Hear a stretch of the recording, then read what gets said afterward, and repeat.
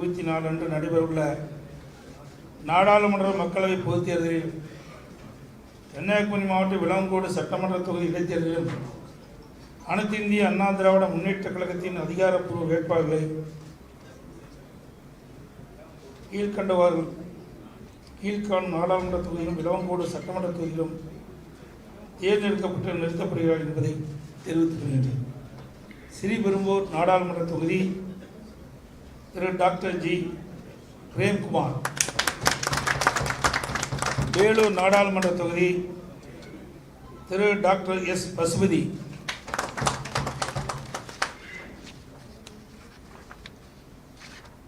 தருமபுரி நாடாளுமன்ற தொகுதி திரு doctor R Asokan. Tiruvannamalai நாடாளுமன்ற தொகுதி திரு எம் கலிய பெருமாள், திருவண்ணாமலை தெற்கு ஒன்றிய கழக செயலாளர். கள்ளக்குறிச்சி நாடாளுமன்ற தொகுதி திரு ரா குமரகுரு, முன்னாள் எம்எல்ஏ, கள்ளக்குறிச்சி மாவட்ட கழக செயலாளர். திருப்பூர் நாடாளுமன்ற தொகுதி திரு பி அருணாச்சலம், ஈரோடு புறநகர் கிழக்கு மாவட்ட எம்ஜிஆர் இணை செயலாளர். நீலகிரி தனி திரு டி லோகேஷ் தமிழ்ச்செல்வன். கோயம்புத்தூர் நாடாளுமன்ற தொகுதி திரு சிங்கை ஜி ராமச்சந்திரன், கழக தகவல் தொழில்நுட்ப தலைவர். பொள்ளாச்சி திரு கார்த்திக் அப்புசாமி என்கின்ற ஏ கார்த்திகேயன், ஆனமலை மேற்கு ஒன்றிய கழக செயலாளர். திருச்சிராப்பள்ளி திரு பி கருப்பையா, புதுக்கோட்டை வடக்கு மாவட்ட இளைஞர் பாசறை இளம்பெண்கள் பாசறை செயலாளர். பெரம்பலூர் நாடாளுமன்ற தொகுதி திரு ஏன் டி சந்திரமோகன், பெரம்பலூர் மாவட்ட எம்ஜிஆர் மன்ற இணைச் செயலாளர். மயிலாடுதுறை நாடாளுமன்ற தொகுதி திரு பி பாபு, மயிலாடுதுறை மாவட்ட இளைஞர் பாசறை இளம்பெண்கள் பாசறை செயலாளர். சிவகங்கை நாடாளுமன்ற தொகுதி திரு பனங்குடி ஏ சேவியர் தாஸ், கல்லல் தெற்கு ஒன்றிய கழக செயலாளர். தூத்துக்குடி நாடாளுமன்ற தொகுதி திரு ஆர் சிவசாமி வேலுமணி, தியாகராஜர் வடக்கு பகுதி கழக செயலாளர். திருநெல்வேலி வழக்கினர் சிமுலா முத்துச்செல்வன் அவர்கள். கன்னியாகுமரி நாடாளுமன்ற தொகுதி முனைவர் அஸ்ரியான் அஸ்ரேத், கழக மீனவர் பிரிவு இணைச் செயலாளர்.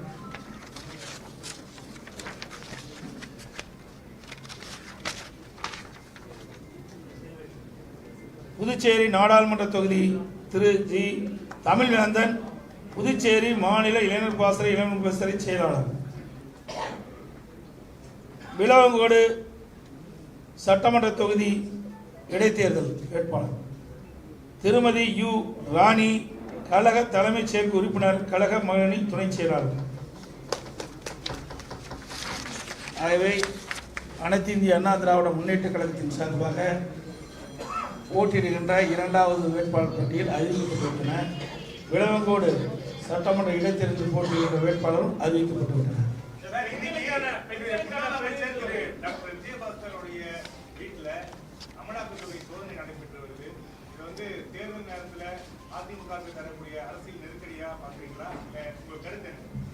அதிமுகவுக்கு நெருக்கடி என்ற பேச்சு கேட்கவில்லை. பொன்மனச்செம்மல் புரட்சி தலைவர் எம்ஜிஆர் இந்த இயக்கத்தை தோற்றுவிக்கும் போது எவ்வளவு பிரச்சனை சந்தித்தார் என்று உங்களுக்கு தெரியும். அவருடைய மறைவுக்கு பிறகு இதை புரட்சி தலைவி அம்மா இந்த இயக்கத்தை தோற்றுவிக்கின்ற பொழுது எவ்வளவு பிரச்சனைகளை சந்தித்தார். இருவரும் தலைவர்கள் எப்படி வெற்றி கண்டார்களோ அதே போல நாங்களும் அனைத்து இந்திய அண்ணா திராவிட முன்னேற்ற கழக நிர்வாகிகளும் தொண்டர்களும் அந்த வெற்றி பெறுவோம். நாங்கள் சட்ட ரீதியாக அனைத்து சந்திப்போம்.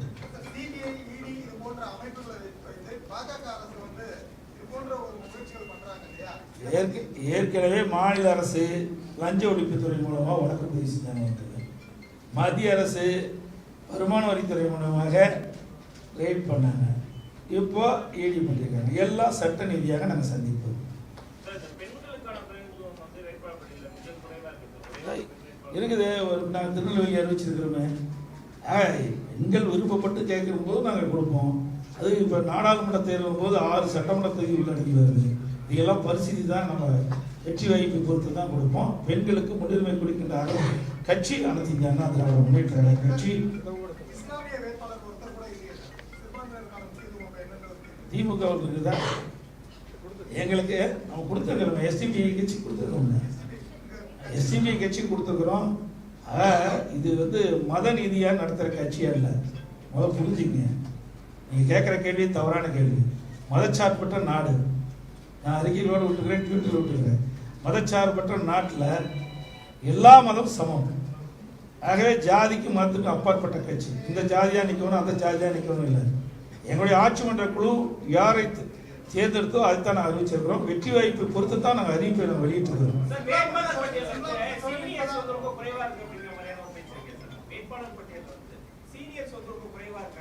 இது ஜூனியர் சீனியரே கிடையாது. நானும் ஒரு கிளை செயலாளர் தான் எனக்கு வாய்ப்பு கொடுத்தாங்கல்ல. அப்போ எப்படி நான் இன்னைக்கு வந்து பொதுச் செயலாளராகி முதலமைச்சராக இருக்கேன்ல.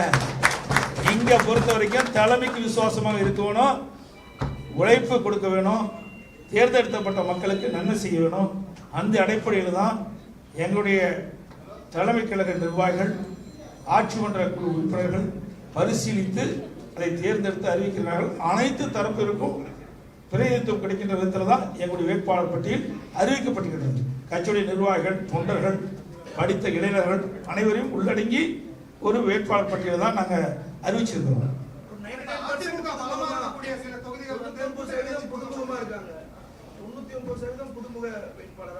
அதில் என்ன தவறு இருக்குது? அப்படியெல்லாம் கிடையாது. கட்சியில் வந்து அனைத்து இருந்தால் தான் வாழையடி வாழையாக இந்த கட்சி வளர்ந்து கொண்டு இருக்க வேண்டும் என்று சொன்னால் அனைவரையும் உள்ளடங்கிய வேட்பாளர் பட்டியல் இருந்தால் தான் அது சிறந்ததாக இருக்கும். அது கட்சிக்கு வளர்ச்சியை கொடுக்கும். அப்பொழுதுதான் அனைத்து தொண்டர்களும் தங்களுக்கு வாய்ப்பு இருக்கிறது என்று கட்சிக்கு விசுவாசமாக இருப்பார்கள், மக்களுக்கு உழைப்பார்கள். அதன் மூலம் கட்சி வளரும், மக்களுக்கும் எங்களுடைய இயக்கத்தின் மூலமாக சேவை கிடைக்கும்.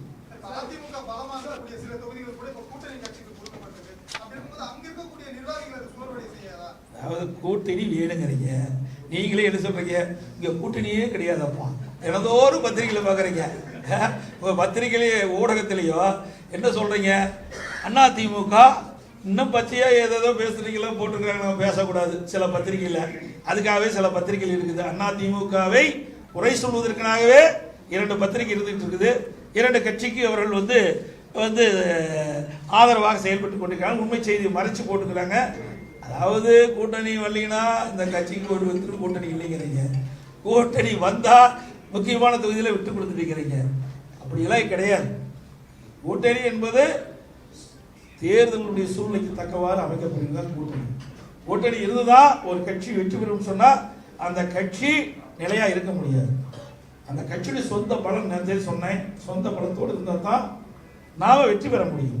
அனைத்து இந்திய அண்ணா திராவிட முன்னேற்ற கழகத்தை பொறுத்த வரைக்கும் பொன்மனச்சம்பல் புரட்சி தலைவர் சரி, அம்மா காலத்திலும் சரி, கூட்டணி வச்சும் போட்டிக்கிட்டாங்க, கூட்டணி இல்லாமல் போட்டிக்கிட்டாங்க. சூழ்நிலைக்கு தக்கவாறு எங்களுடைய கட்சி தலைமை முடிவெடுக்கிறது.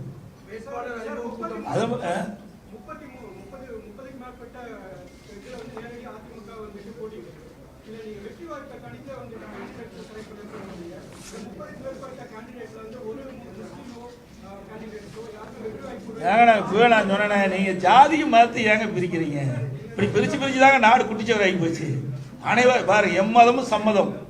அது எங்கதான் அதிமுகவை பொறுத்த வரைக்கும் ஜாதிக்கு மதத்திற்கு அப்பாற்பட்ட கட்சின்னு விளக்கப்பட்டாச்சு. இனிமேல் தயவு செய்து ஜாதி பத்தியோ மதத்தை பத்தியோ கேள்வி கேட்காது. அது தவறு. நாமளே பிரிச்சு பார்க்க கூடாது. ஊடக நபர்களும் பத்திரிகை நபர்களும் நீங்க முன்னுதாரணமா இருக்க வேணும். நாட்டினுடைய எதிர்காலத்தை நோக்கி நாம் சென்று கொண்டிருக்கிறோம். மதத்தின் அடிப்படையிலேயோ அல்லது ஜாதியின் அடிப்படையிலோ மக்களை பிரித்து பார்த்து பேசுவது ஏற்றுக்கொள்ள முடியாது. அதிமுக அதை முழுமையாக நிராகரிக்கிறது. விரைவில் தயார் பண்ணிட்டு இருக்கோம். விரைவில் வெளியிடுவோம். திருச்சியில் 40 நாடாளுமன்ற எங்களுடைய வேட்பாளர்கள், எங்கள் கட்சியில் அறிவிக்கப்பட்ட வேட்பாளர்கள், கூட்டணி கட்சியின் சார்பாக விரைவில் அறிவிக்கப்படுகின்ற வேட்பாளர்கள், அதே போல இடைத்தேர்தலில் போட்டியிடுகின்ற சட்டமன்ற தொகுதி விளம்பரத்தில் போட்டியிடுகிற சட்டமன்ற இடைத்தேர்தல் வேட்பாளர் அனைவரும் ஞாயிற்றுக்கிழமை மாலை 5 மணி அளவில் திருச்சியில் நடைபெறுகின்ற அந்த தேர்தல் பிரச்சார மேடையிலே அவர்கள் அறிமுகம் செய்கிறார்கள். அதெல்லாம் அறிவிப்பாங்க. அதை வந்து சொல்லியிருக்கிறோம். அந்த நாடாளுமன்ற வேட்பாளர் சொல்லியிருக்கிறோம். அவர்கள் வந்து அதெல்லாம் நிறையா வந்து இப்போ தான் அறிவிச்சிருக்கிறோம்.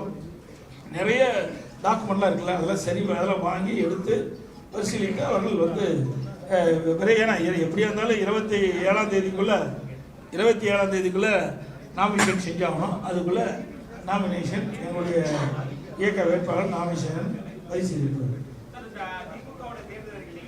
திருப்பி ஒரு விளக்கத்தை கேட்க முதலமைச்சராக இருந்திருக்கீங்க.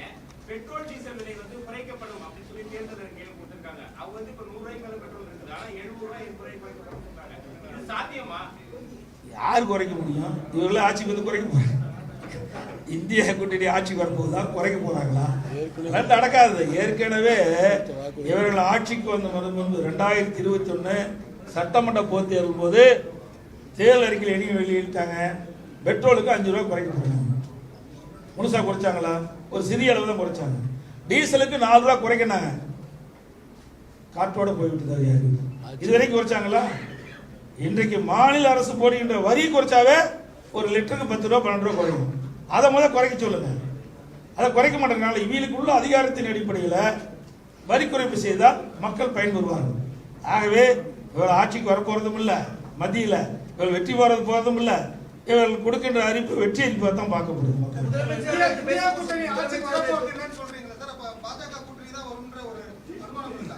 ஏங்க நாங்க அறிவிச்சிருக்கிறேன், நீ இப்படி கேள்வி கேட்ட என்ன? நாங்க வெற்றியை கட்சி பண்ணிட்டு இருக்கிறோம். இந்த கேள்வி தவறான கேள்வி. அதாவது இது நீங்க கேட்கிற கேள்வி கிண்டலான கேள்வியா இருக்கு, தப்பு. அதிமுக வேட்பாளர் பலம் வாய்ந்த கட்சி முதல்ல புரிஞ்சுக்கங்க. அடுத்த தடவை வரும்போது நீங்க கேள்வி கேட்க மாட்டீங்க. ஏன்னா அதிமுக வலிமை நீங்க புரிஞ்சுக்கணும். ஏன்னா திமுக என்ன செஞ்சிருக்கு நாட்டு மக்களுக்கு சொல்லுங்க பார்க்கலாம்? எதுவுமே செய்யலையே. 520 அறிவிப்புகள் சட்டமன்ற தொகுதியில் கொடுத்தாங்க, நாடாளுமன்றத்தில் கொடுத்தாங்க. என்ன செஞ்சிருக்கிறாங்க? மக்களை ஏமாற்றி வாக்குகளை பெற்று வெற்றி பெற்றா குடும்ப அதிகாரத்துக்கு வரணும், ஆட்சியில் இருக்க வேணும். அதுதான் அவருடைய நிலைப்பாடு. அதிமுக அப்படி அல்ல. எங்களுக்கு ஆட்சி அதிகாரம் முக்கியம் இல்லை. ஓட்டு போட்ட எங்களை தேர்ந்தெடுத்த மக்களுடைய குறைகளை தீர்க்குவது எங்களுடைய நிலைப்பாடு.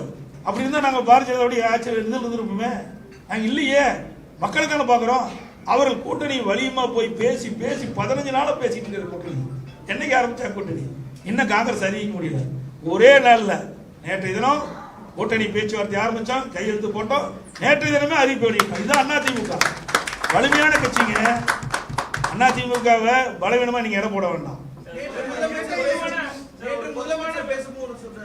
தேர்தல் அறிக்கையை வந்து மத்தியில எங்களோட ஆட்சி தான் வரும், அந்த நம்பிக்கை அடிப்படையில் தான் தேர்தல் அறிக்கையை தயாரிச்சு கொடுத்துருக்கோம் அப்படின்னு ஏற்கனவே 2019 ஒரு அறிக்கை வெளியிட்டார்.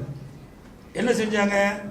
செய்யாட்டி போது 38 பேர் அவரோட நம்பித்தானே, இவருடைய அறிக்கையை நம்பி, இவருடைய பரப்புரையை நம்பி, இவருடைய வாக்குறுதியை நம்பி தேர்தலில் நிறுத்தப்பட்டு வெற்றி பெற்று நான் திமுக கூட்டணி கட்சி சேர்ந்த 38 நாடாளுமன்றத்தில் வீட்டு இருந்தாங்களே. என்ன சாதிச்சாங்க? தமிழ்நாட்டு மக்களுக்காக என்ன நன்மை கொண்டாந்தாங்க? ஒண்ணுமே கொண்டு வரலையே. பூஜ்ஜியமே, ஒண்ணுமே செய்யலையே. நீட் தேர்வு ரத்து நாங்கள் கொண்டாந்து இது பண்ணாங்களா? இல்லை மேகதாது அணை கட்டிக்கிட்டே இருக்குன்னு சொன்னாங்க. அதுக்காவது ஏதாவது தீர்வு காணதுக்கு நடவடிக்கை எடுத்தாங்க. முல்லை பெரியார் அணை அது அப்படியே நாங்கள் கொண்டு வந்த திட்டத்தை கூட முழுமையாக நிறைவேற்றலையே. பல திட்டங்கள் அனைத்து இந்திய அண்ணா திராவிட முன்னேற்ற கழக ஆட்சியில் கொண்டு வரப்பட்டு அரசியல் கால் புரட்சியாக கைவிடப்பட்ட திட்டங்கள் தான் அதிகம். கோதாவரி காவிரி இணைப்பு நான் இருக்கின்ற பொழுது பாரத பிரதமர் எடுத்து சொன்னேன். அங்கே மேதகு குடியரசுத் தலைவர் அவர்கள் கூட்டத்தில் அவர் வந்து உரையாற்றும் போது கோதாவரி காவிரி இணைப்பு நடைபெறும் சொன்னாங்க. அதையெல்லாம் நிறைவேற்றலையே. விரிவான திட்ட அறிக்கை மத்திய அரசு தயாரித்துக் கொண்டிருக்குது. நாங்கள் இருக்கின்ற பொழுது தெலுங்கானா முதலமைச்சர், ஆந்திரா முதலமைச்சர் இதெல்லாம் சந்திச்சு நாங்கள் அங்கே அந்த வழியாக கோதாவரி காவிரி நீரை நம்முடைய தமிழ்நாட்டுக்கு கொண்டு வருவதற்கு அவர்களிடத்தில் சம்மதத்தெல்லாம் பெற்றோம். அது தொடரலையே. நாடாளுமன்ற உறுப்பினர் அதுக்காக முயற்சி எடுக்கலையே. இந்த அரசு திமுக அரசு எடுக்கலையே, எதையுமே செய்யலையே. அப்புறம் எப்படி ஒரு நாடாளுமன்ற தேர்தல் வெற்றி பெற முடியும்? மக்கள் எதுக்கு வாக்களிக்கிறாங்க? வேறெல்லாம் வெற்றி பெற்று வந்தா தமிழ்நாட்டு மக்களுடைய பிரச்சனை தீர்க்கப்படும். அந்த அடிப்படையில் தான் வாக்களிச்சாங்க. ஆனா 5 ஆண்டு காலம் அவளை வாக்களித்து வீணா போயிட்டு மக்கள் உணர்ந்துட்டாங்க. நிச்சயமாக அனைத்து இந்திய அண்ணா திராவிட முன்னேற்ற கழகம் எங்கள் கூட்டணியில் இடம்பெற்றிருக்கின்ற பாண்டிச்சேரி உட்பட 40 நாடாளுமன்றத்தில் வெற்றி பெறுவோம். உறுதி.